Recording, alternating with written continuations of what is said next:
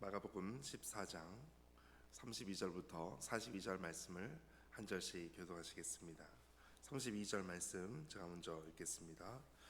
그들이 겟세마네라 하는 곳에 이르러 예수께서 제자들에게 이르시되 내가 기도할 동안에 너희는 여기 앉아 있으라 하시고 베드로와 야고보와 요한을 데리고 가실세 심히 놀라시며 슬퍼하사 말씀하시되 내 마음이 심히 고민하여 죽게 되었으니 너희는 여기 머물러 깨어 있으라 하시고 조금 나아가사 땅에 엎드려 될 수 있는 대로 이때가 자기에게서 지나가기를 구하여 이르시되 아빠 아버지여 아버지께서는 모든 것이 가능하오니 이 잔을 내게서 옮기시옵소서. 그러나 나의 원대로 마시고 아버지의 원대로 하옵소서 하시고 돌아오사 제자들이 자는 것을 보시고 베드로에게 말씀하시되 시몬아 자느냐 내가 한 시간도 깨어 있을 수 없더냐.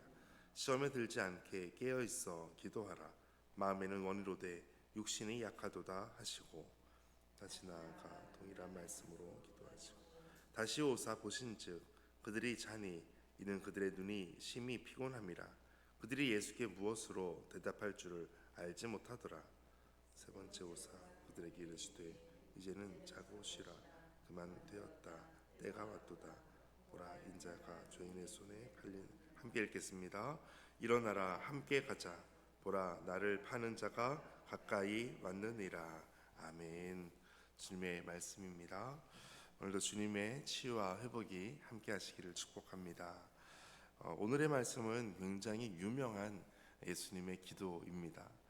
특별히 겟세마네 기도라고 해서 우리에게 아주 유명한 기도가 바로 오늘 이 본문이 됩니다.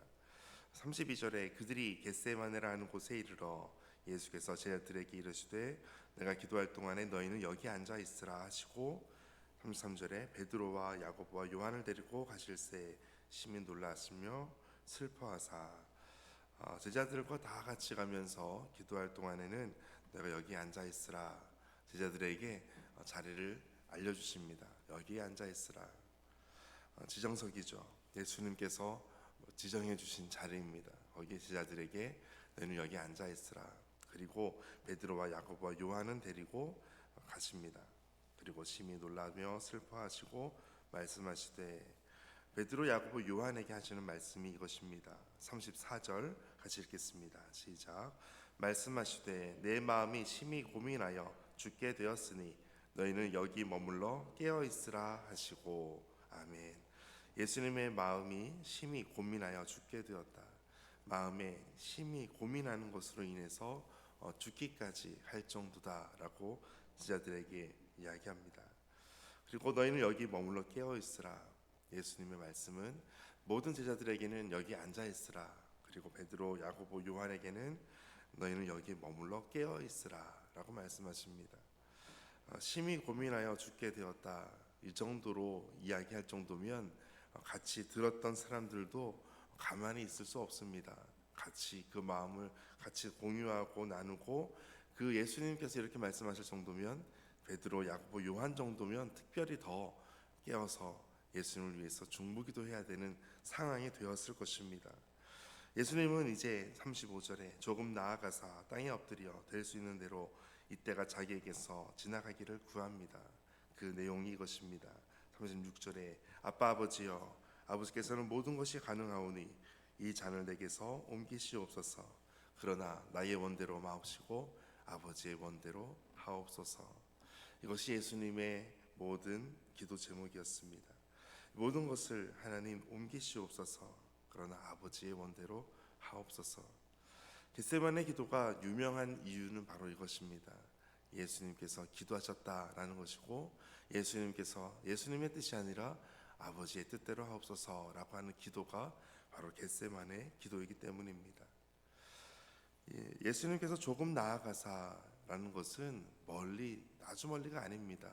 그 기도하는 내용이나 예수님의 그 슬픔이 모습이 그대로 다 느껴질 정도의 거리입니다. 그러니까 예수님께서 이렇게 기도하는 모습을 베드로, 야고보, 요한은 그대로 다 들을 수 있을 만큼의 거리입니다. 예수님께서 여기에 머물러 깨어 있으라 라고 말씀하셨지만 37절에 돌아오시고 보니까 제자들이 자는 것을 보시고 제자들이 잠을 잡니다. 그리고 베드로에게 특별히 말씀하십니다. 시몬아, 자느냐? 너가 1시간도 깨어 있을 수 없더냐? 1시간도 깨어 있을 수 없더냐? 1시간 정도 예수님께서 기도하시고 돌아오셨습니다. 그런데 베드로는 또 제자들은 다 자고 있었습니다. 그리고 중요한 말씀이 이것입니다. 38절 같이 읽겠습니다. 시작. 시험에 들지 않게 깨어 있어 기도하라. 마음에는 원이로되 육신이 약하도다 하시고. 아멘. 제자들의 마음은 원이었습니다. 제자들의 마음도 예수님의 그 고민하여 죽게 되었다라는 말씀을 듣고 여전히 그 마음을 다 동감합니다. 예수님도 또 제자들도 그 마음을 다 같이 했었습니다. 그런데 육신이 약하도다라는 것이죠. 시험에 들지 않게 깨어 있어 기도하라. 기도하지 않으면 시험에 들 수밖에 없다라는 것입니다. 우리가 시험에 드는 이유는 기도가 약하기 때문입니다. 기도가 없기 때문입니다. 가끔 시험에 든다 할지라도 그 시험을 이길 수 있는 방법이 있습니다. 그것이 기도하는 것입니다. 예수님을 바라보는 것입니다. 깨어 기도하는 것입니다. 베드로는 여기서 잠을 잤습니다.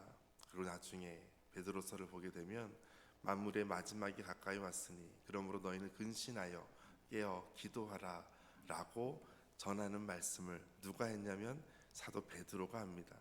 베드로가 이때 잠을 잤거든요. 그리고 나니까 나중에 예수님 십자가에 죽으시고 부활하시고 승천하시고 나서 베드로가 하는 이야기가 만물의 마지막이 가까이 왔으니 근신하여 깨어 기도하라 라는 이야기를 베드로가 하는 것입니다. 자신이 이 일 이후에 예수님을 모른다고 부인하는 일들을 하게 됩니다. 그것이 베드로의 최대 시험거리였습니다. 오늘 여기에서 잠을 자고 있던 베드로는 시험에 들게 되었습니다.